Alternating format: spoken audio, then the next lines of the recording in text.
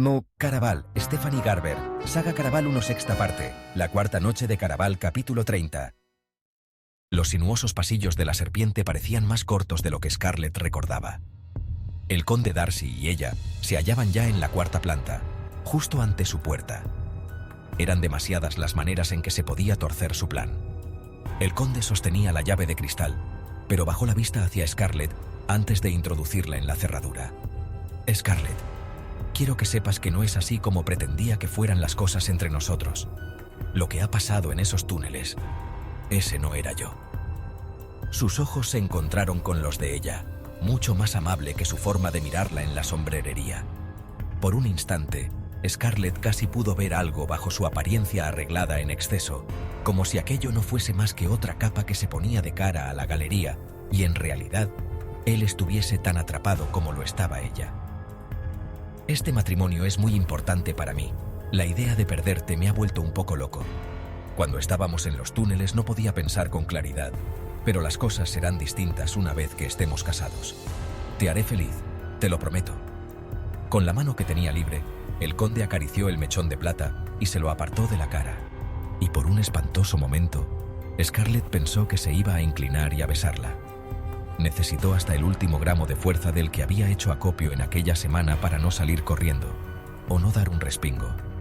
Te creo, le respondió, aunque no podría haberle dicho nada más lejos de la realidad. Ella sabía que lo sucedido en los túneles podía llevar a la gente a la locura, retorcer sus temores para obligarlos a hacer o permitir determinadas cosas que no harían en situaciones normales.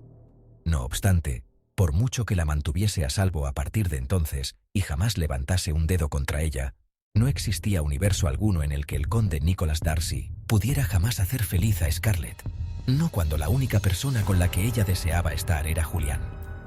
El temor se le aferró a las tripas cuando el conde abrió la puerta de su habitación. De nuevo, pensó en los modos en que se podía torcer su plan. Podía haber malinterpretado a Julián. Julián podía haberla malinterpretado a ella. Su padre podría volver y escuchar al otro lado de la puerta. Ya había tenido noticia de que tales cosas tan deplorables hubieran sucedido. Le empezaron a sudar las palmas de las manos al seguir al conde al interior de la estancia caldeada.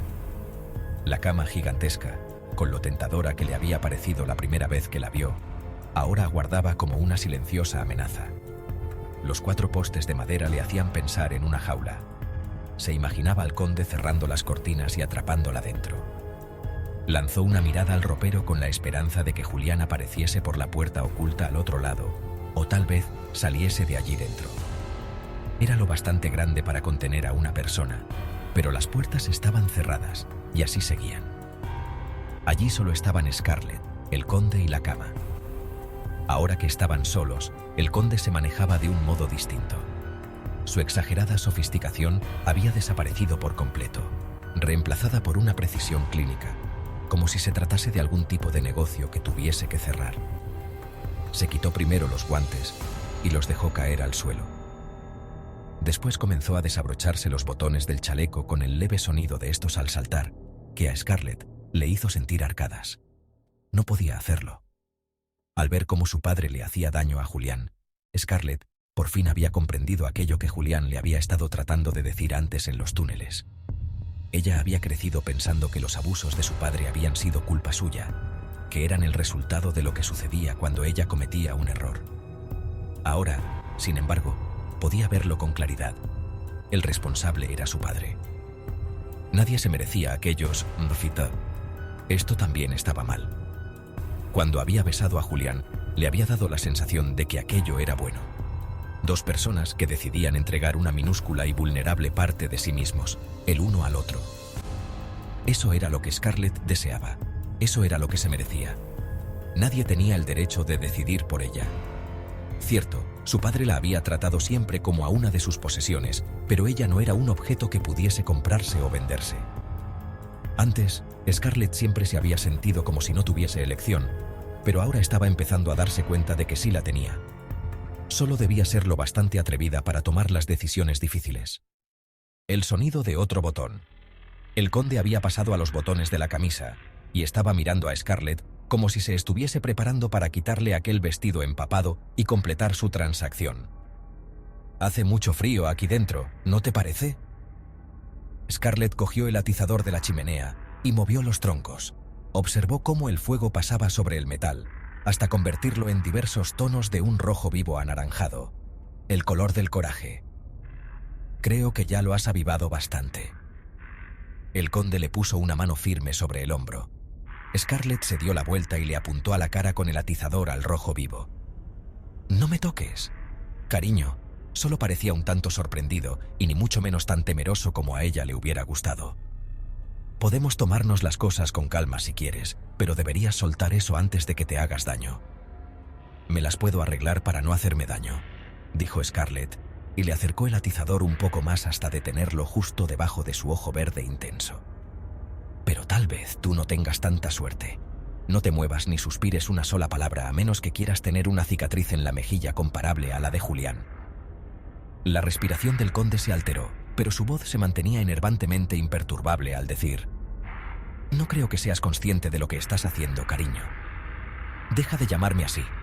No soy tuya y soy muy consciente de mis actos. Ahora métete en la cama». Scarlett le hizo un gesto con el atizador, pero el color de la punta de este comenzaba ya a perder intensidad. Había pensado en atarlo a la cama, pero no había forma de que aquello funcionase. En cuanto ella soltase el arma, él se le echaría encima. Y, a pesar de sus amenazas, Scarlett no sabía si iba a ser capaz de obligarse a utilizar el atizador. «Sé que estás asustada», dijo el conde con mucha calma, «pero si dejas de hacer lo que sea que estés haciendo, olvidaré que esto ha sucedido siquiera, y nadie sufrirá ningún daño». Daño. El elixir de protección. La ampolla que había comprado en la carpa del castillo le vino a la mente, pero seguía en el bolsillo de su vestido encantado. Solo tenía que llegar hasta el ropero. Retrocede hasta el final, la espalda contra los postes de la cama.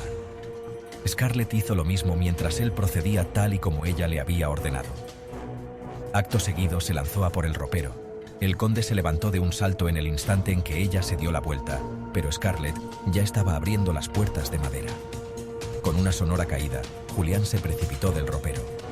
Tenía la piel gris, sangrando. A Scarlett se le resquebrajó el corazón. ¿Qué hace él aquí?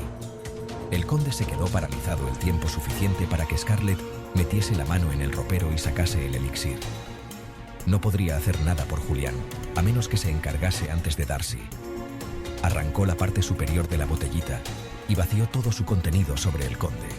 El líquido olía a margaritas y a orina. El conde se atragantó y farfulló. ¿Qué es esto? Cayó de rodillas al tratar de agarrar a Scarlett, pero parecía un niño que intentaba atrapar un pajarillo.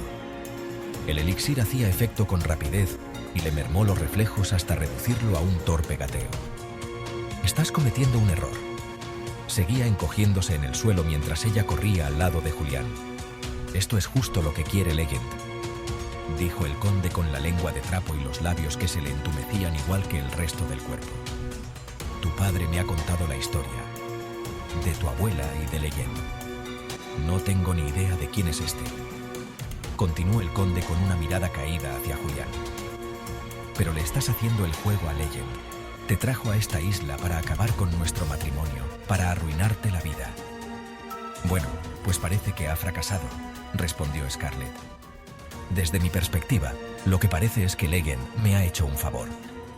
Los ojos de Julián temblaron y se abrieron, mientras Scarlett lo ayudaba a levantarse y su prometido terminaba de derrumbarse en el suelo.